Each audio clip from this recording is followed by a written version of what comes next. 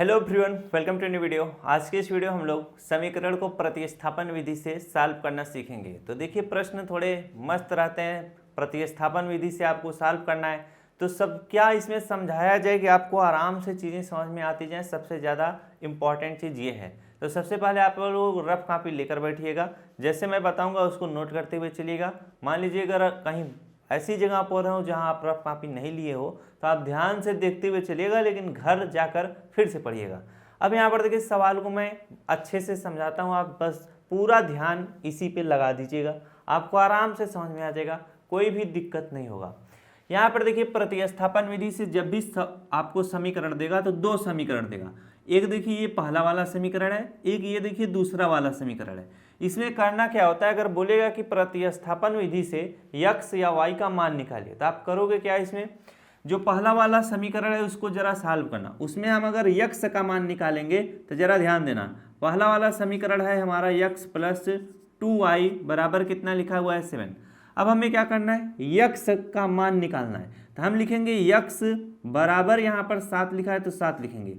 अब ये जो प्लस 2y है बराबर के इधर लाएंगे तो क्या हो जाएगा, माइनस 2y हो जाएगा। बस इतना चीज आपको करना है। और ये जो चीज आप किए हो ये आपका तीसरा समीकरण बनता है।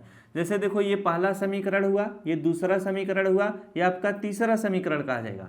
अब ये जो तीसरा वाला समीकरण आता है इसी को हमको क्या करना पड़ता है, जो दूसरा वाला समीकरण है उसी में रखना पड़ता है। अब जैसे आपने x बराबर 7 - 2y निकालना है तो जहां पर दूसरे वाले समीकरण में x है उसकी जगह पर हम क्या लिखेंगे, x बराबर लिखेंगे 7 - 2y, यानी x की जगह पर 7 - 2y लिखेंगे। अगर मान लीजिए इसी प्रश्न को आप इस तरह से निकालते, जैसे यहाँ पर 2y y का मान निकालते, जैसे अभी मैंने तो यहाँ पर सिर्फ x का मान निकाला है तो x का मान दूसरे वाले समीकरण में रखेंगे। मान लीजिए अगर कोई बालक सोचता अगर हम ना सर जी x का ना लिखकर y का निकालें, जैसे पहला समीकरण है x प्लस 2y बराबर 7 लिखा है। अब यहाँ पर अगर वो बालक सोचता मैं y बराबर निकालूं तो कैसे होगा, तो यहाँ पर देखो 2y बराबर क्या है 7, x इधर प्लस में इधर आएगा माइनस x हो जाएगा। अभी दो जो है y के साथ गुणे में तो इधर आएगा क्या हो जाएगा, भाग हो जाएगा। तो y बराबर क्या हो जाएगा 7 - x/2 हो जाएगा। अब ये जो आपका समीकरण है ये आपका तीसरा समीकरण कहलाता है। अब आपको करना क्या है, ये जो दूसरा वाला समीकरण है जहां पर y है उसकी जगह पर आपको 7 - x/2 लिखना होगा।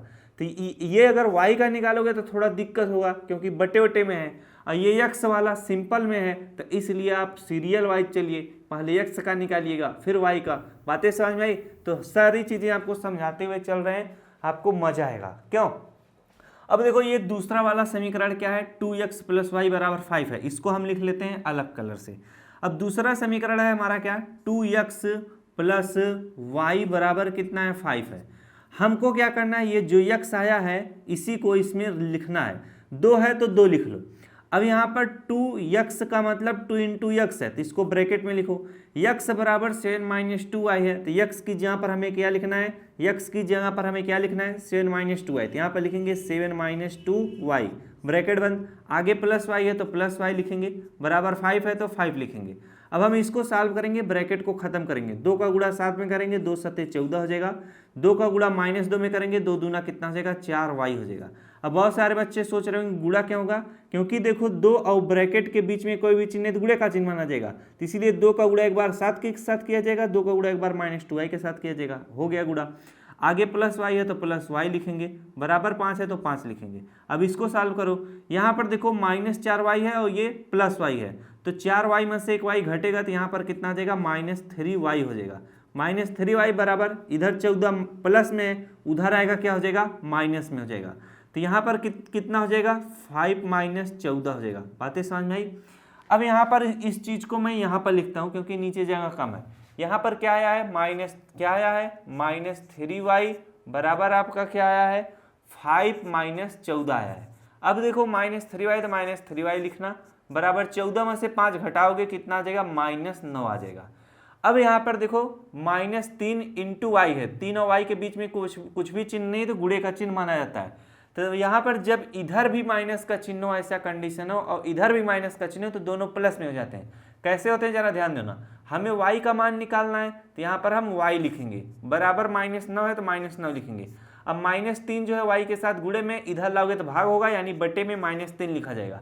एक चीज हमेशा ध्यान रखना, जब ऊपर भी माइनस का चिन्ह हो नीचे भी माइनस का चिन्ह हो तो दोनों प्लस में लिखे जाते हैं। तो इसे हम लिख लेंगे y बराबर 9/3 और 3 से 9 काट देंगे, 3 के 3, 3 3 का 9। y का मान कितना आ चुका है? y का मान 3 आ चुका है। अब आपको क्या करना है? यक्स का मान निकालना है। तो यक्स का मान कैसे निकलेगा जरा ध्यान देना। अब ये जो आपका y का मान आया है इसी को हम तीसरे वाले समीकरण में रख देंगे तो यक्स का मान निकल आएगा। यक्स बराबर क्या है? यक्स बराबर हमारा है 7 माइनस कितना है? 2y है। तो हमारा y का मान कितना आया है? यक्स बराबर y की जगह पर हमें क्या लिखना है? ये जो y है इसकी जगह पर y बराबर 3 आया है तो 7 माइनस 2। अब y की जगह पर आपको 3 लिखना है तो 2 इंटू y है तो 2 इंटू कितना हो जाएगा? 3 हो जाएगा। अब यक्स बराबर कितना आएगा? 7 माइनस 2 इंटू 3 है तो 7 माइनस 3 दूना कितना हो जाएगा? 6 हो जाएगा। यक्स बराबर कितना आएगा? 7 में से 6 घटाओगे 1 आएगा। तो यक्स का मान कितना निकल कर आया है? 1 आया है।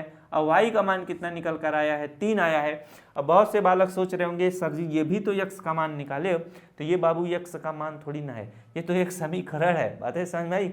यक्स बराबर 7 माइनस 2y। अब हमने इसको रख कर यहाँ पर y बराबर क्या? 3 निकाला, यक्स बराबर क्या? 1 निकाला। इस तरह से मान निकाला जाएगा। अब आपको पहला सवाल काफी बेहतरीन तरीके से समझ में आ गया होगा। अब एक चीज और आपको बता दें, जैसे यहाँ पर देखो और आप मान निकाल सकते हो। जैसे यहाँ पर y बराबर क्या आया था? 3 आया था। तो यहाँ पर भी अगर y की जगह पर 3 रखते दूसरे वाले समीकरण में तो भी आपका उत्तर 1 ही आता। समझ आई बात की नहीं? यक्स बराबर 1 ही आता जैसे यहाँ पर आया है। आप इसमें भी रखोगे तब पर भी आराम से निकल आएगा, लेकिन सिस्टमेटिक ढंग से रखते हुए चलिए आराम से निकलता आएगा। यहाँ पर देखो ये कम है और ये ज़्यादा है, तो हमेशा कंडीशन को ध्यान रखो।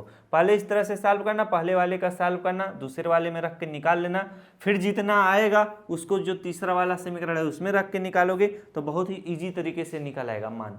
अब चलिए दूसरा सवाल लगाते हैं, जरा उसको ध्यान देना। दूसरा सवाल है हमारा, देखिए 2x माइनस 5y बराबर 16 है, 3x प्लस 4y बराबर 1 है। इसमें हमें क्या प्रतिस्थापन विधि से समीकरण को सॉल्व करना है, यानी हमें x और y का मान निकालना है। तो पहला वाला समीकरण हमारा क्या है? इसको अलग कलर से लिखते हैं। पहला वाला समीकरण हमारा है 2x माइनस 5y बराबर क्या है? 16 है। हम क्या करेंगे? x का मान निकालते हैं, यानी x तीसरा वाला समीकरण निकालते हैं। तो 2x बराबर क्या हो जाएगा? 16 माइनस 5y इधर आएगा प्लस 5y हो जाएगा।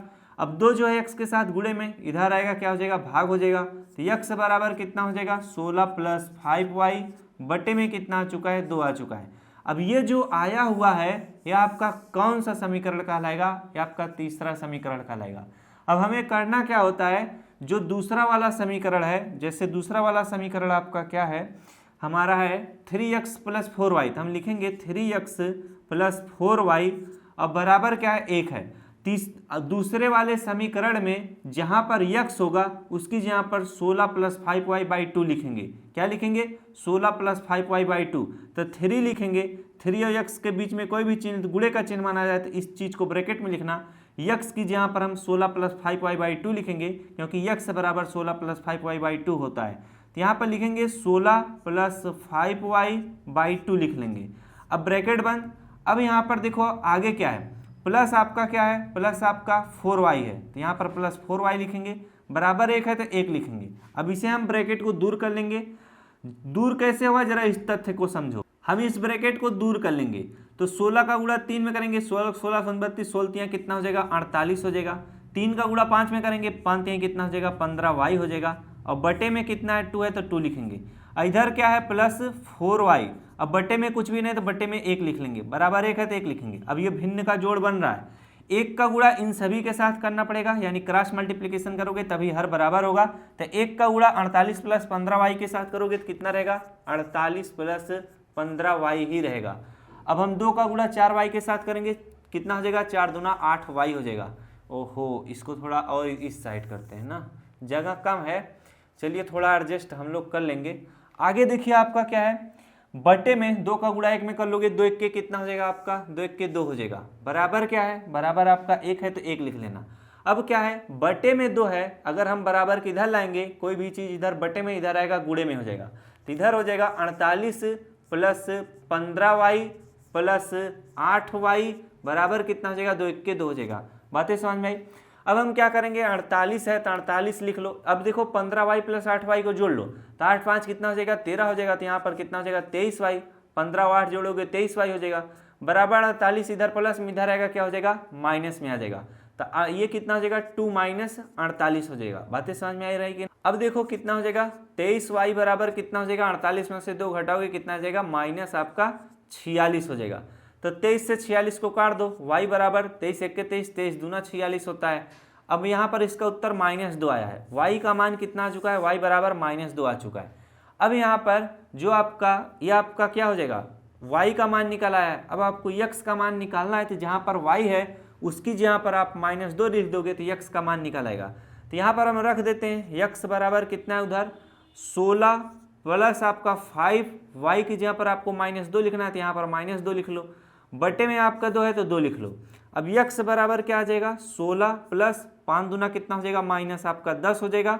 तो यहाँ पर देखो 5 का गुणा इसमें करोगे तो कितना हो जाएगा, -10 हो जाएगा। जरा ध्यान देना, अब प्लस और माइनस क्या हो जाएगा, माइनस हो जाएगा। तो यहाँ पर हम डायरेक्ट इस तरह से -10 लिखेंगे, बटे कितना है, 2 है तो 2 लिखोगे। अब x बराबर कितना आ जाएगा, 16 और -10 है तो 16 में से 10 घटा लो, कितना आ जाएगा आपका, 6 आ जाएगा। कितना आ जाएगा, 6 आ जाएगा। बटे में 2 है, 2 लिख लो, 2 के 2, 2 3 6 हो जाएगा। x बराबर कितना आ जाएगा, 3 आ जाएगा। तो x का मान कितना निकल कर आया है, 3 आया है। और y का मान क्या निकल कर आया है, -2 आया है। यही इसका क्या हो जाएगा, आंसर हो जाएगा। तो जब भी ऐसा प्रश्न पूछेगा आप इसी तरह से इनको कर लीजिएगा, फटाफट से नोट करते हुए। अब चलिए आपको अगला प्रश्न कराते हैं। अगला प्रश्न है और इस वीडियो का आखिरी प्रश्न है। अब इन प्रश्नों को जब आप समझोगे तो बहुत ही आसानी से आप प्रतिस्थापन विधि को सीख लोगे, क्योंकि अभी आप पहला प्रश्न सीखे उसमें कुछ समझ में आया होगा, दूसरा प्रश्न सीखे उसमें समझ में आया होगा, अब तीसरे प्रश्न में आप सब कुछ समझ जाओगे। बहुत सारे बच्चे होंगे जो पहले ही प्रश्न में सब कुछ समझ गए होंगे, तो ऐसी बात नहीं होती सब कोई एक ही बार में समझ जाए। बातें समझ में आ रही हैं। चलिए तीसरे प्रश्न को लगाते हैं अच्छे से, आप लोग एकदम मस्त तरीके से सीखते हुए चलिएगा। समझ में आई बात, ना थके हैं पैर ना हिम्मत हारी है, जज्बा है कुछ कर दिखाने का, ये हम तुमने ठानी है। चलिए अगला प्रश्न है, देखिए 2x प्लस 5y बराबर 12 है। तो हम इसको कैसे लगाएंगे, जरा ध्यान देना। आपके दिमाग में आ रहा होगा कि हम क्या करेंगे, पहला वाला समीकरण लिख लेंगे इस तरह से, 2x प्लस 5y बराबर 12। अब इसमें हम x का मान निकाल लेते हैं, इससे क्या होगा, हमारा तीसरा समीकरण बनता है। तो यहाँ पर हो जाएगा 2x बराबर कितना हो जाएगा, 12 प्लस 5y इधर आएगा -5y हो जाएगा। अब देखो हमारा x बराबर क्या हो जाएगा, 12 माइनस 5y बटे कितना हो जाएगा, 2 हो जाएगा। ये जो आता है ये क्या कहलाता है, आपका तीसरा समीकरण कहलाता है।